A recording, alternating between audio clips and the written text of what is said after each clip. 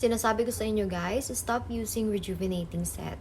Why? Hello, my name is Ryan. Welcome to my online diary. So for today's video, pag-uusapan naman natin yung patungkol sa nangyari sa face ko, sa acne ko, bakit lumala ng ganito, and ano yung mga skin regimen na ginagamit ko ngayon. So last March 20, ganito lang yung acne ko before. Ganyan lang siya guys. Parang maliliit lang talaga as in, March 20 yan, netong taon lang din. Tapos, dahil nga nababother ako kasi syempre gusto natin clear skin, ayoko pa rin nung kahit na ganyan lang yung pimples ko, ayoko nung may pimples, 'di ba? Syempre gusto natin na talagang wala tayong tigyawat.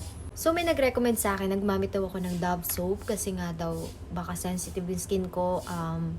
Try ko na mag-Dove soap, baka kumalma yung skin ko, maging clear skin, ganyan-ganyan, etc. So, tinry ko siya ng mga 2 weeks siguro. Tapos, di ba, dahil nga bago siya sa skin ko, so nag-purging, ganyan.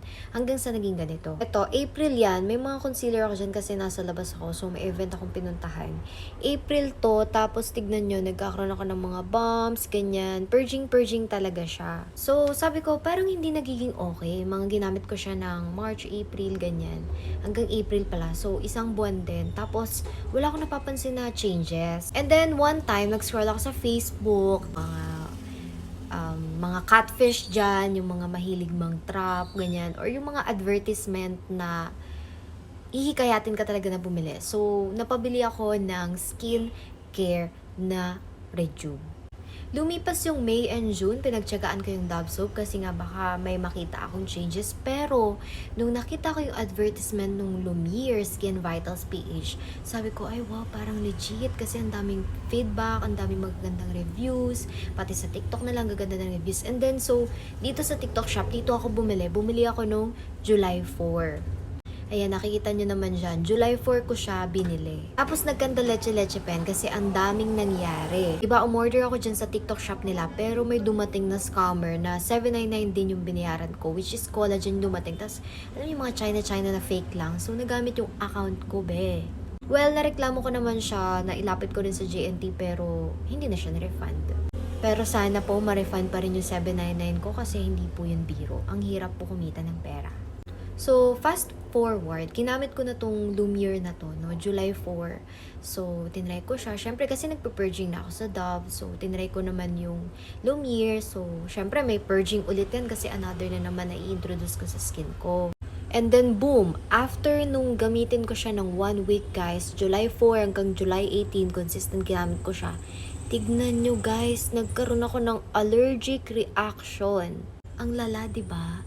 So, yan yung nadulot ng Rejuve sa mukha ko, guys. Grabe. So, nag-message ako sa page nila. Sabi ko, normal ba to? Tama ba to? Grabe yung purging. Iba yung kate, iba yung irita, yung sobrang hapdi sa mukha na hindi ko maipaliwanag. Hanggang sa dumating ako sa anxiety and depression point na ayoko nang lumabas ng bahay.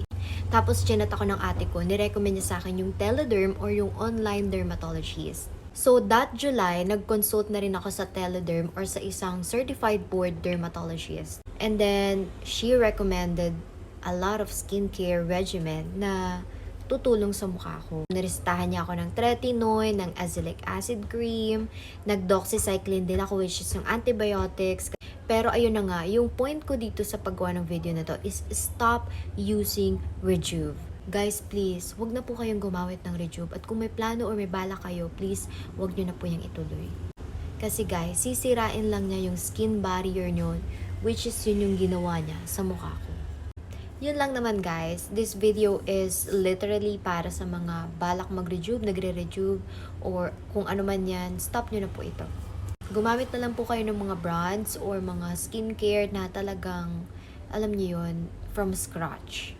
Kahit iba-ibang brand yan, ibang brand ng sunscreen, ibang brand ng moisturizer, yun. Tsaka ko lang din nalaman yung mga ganun na, ay moisturizer, ay sunscreen lang pala yung need ko. Pwedeng hindi na rin mag-toner, pero nirecommend ng derma ko na mag-toner ako. Which is yung clarifying toner. Tapos, yun, soap, yun, yung mga gentle lang talaga sa mukha natin.